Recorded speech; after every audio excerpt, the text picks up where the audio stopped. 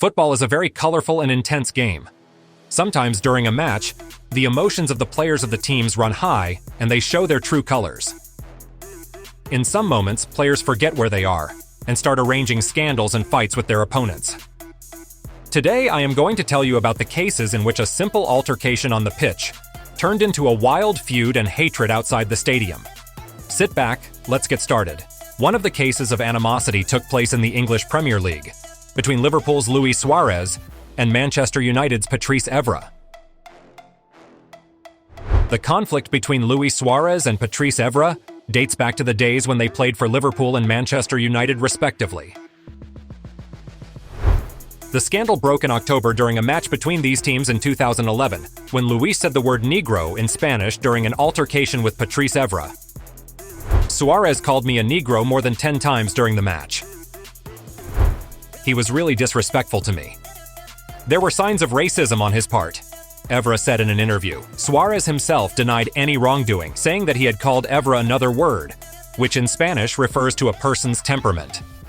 As a result, Luis was fined $40,000 and suspended for 8 games. After that, Evra and Suarez never shook hands during matches. Patrice expected the Uruguayan to apologize, while Luis went on a never-ending defense. In football, conflicts can arise not only because of color or race, but also because of different personalities, and the following players who have feuded with each other are Zlatan Ibrahimovic and Marco Materazzi. Marco has been dirty throughout his career, and the scandal of the 2006 Mundial final is no exception. His tough challenge against Zlatan Ibrahimovic also deserves special mention. In the same year, 2006, Marco, who was then playing for Inter, put the Swede, who was then playing for Juventus, through the ringer in 2 encounters. In the second episode, Zlatan was even forced off the field with an injury. The Swede was determined to get his revenge on Marco, but the latter soon joined Inter himself. For a while, Zlatan had to share a dressing room with Materazzi.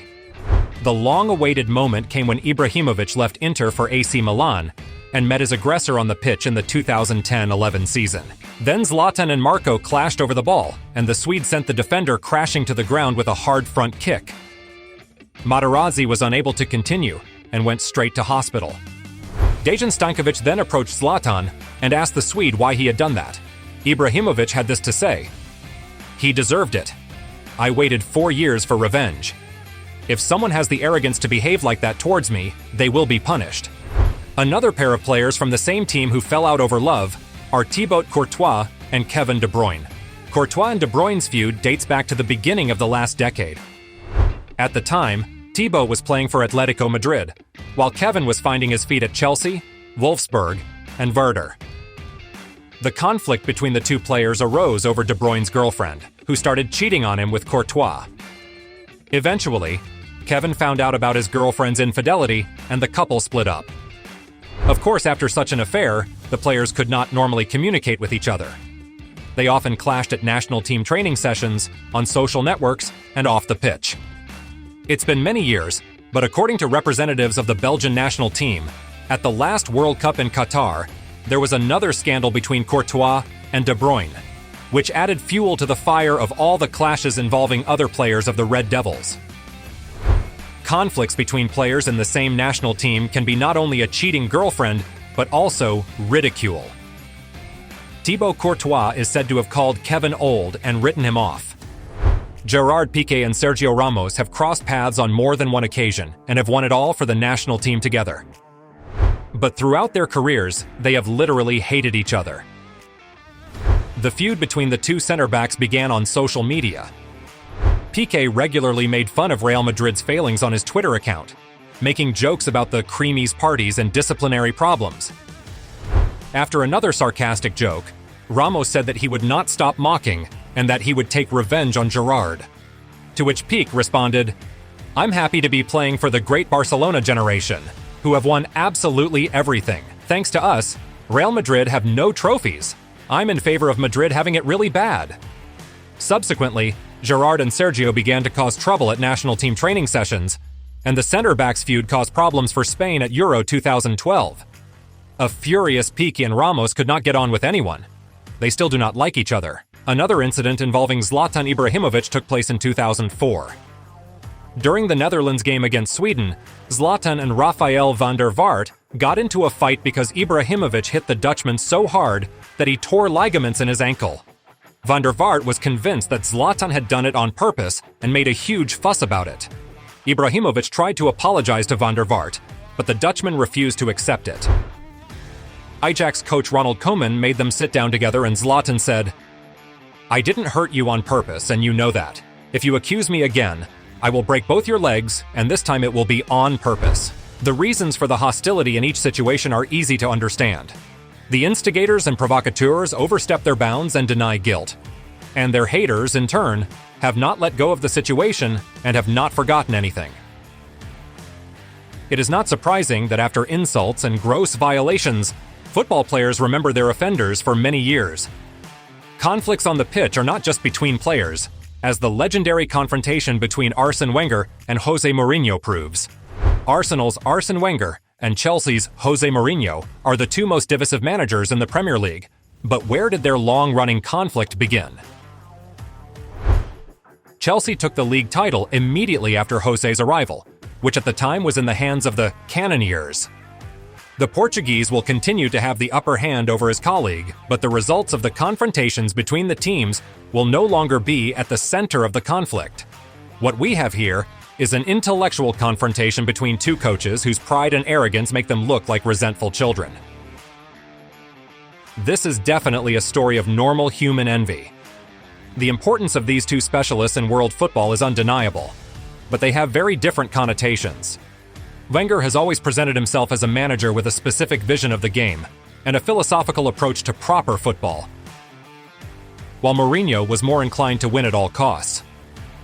Mourinho set about collecting an unimaginable number of honors just when Wenger was in his trophy drought. The Frenchman would have loved to have stayed on top.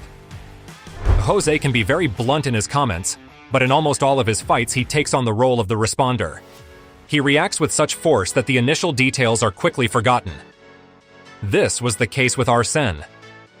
In August 2005, as Mourinho celebrated his first victories in England, Wenger sensed his rival's power and naturally began to question his style of play. I know we live in a world where people are divided into winners and losers, but if in sport you start to encourage teams that refuse to take the initiative as the game goes on, then the sport is in danger.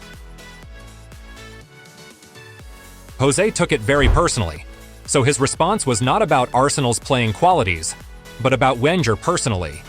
We don't give Wenger a break. I think he is what they call in England a voyeur. He's the kind of person who likes to look at other people. There are people who put a big telescope in their house to watch other people's lives and their families. Wenger must be one of them. It's a disease. He goes on and on and on about Chelsea. It is ironic that in 2015, Arsene can use the same term to describe Mourinho.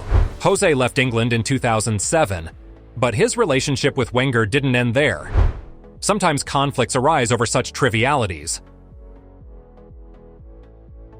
In September 2017, a conflict broke out between Cavani and Neymar at PSG. The Uruguayan had long been the team's main penalty taker and a living legend. However, his status led him to challenge Neymar, and the players almost came to blows in the match against Lyon.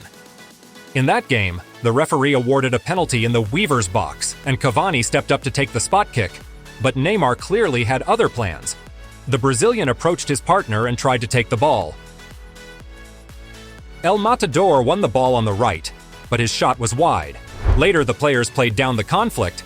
In the Champions League match between PSG and Galatasaray, Neymar was awarded a penalty, but gave his partner the right to shoot from 11 meters.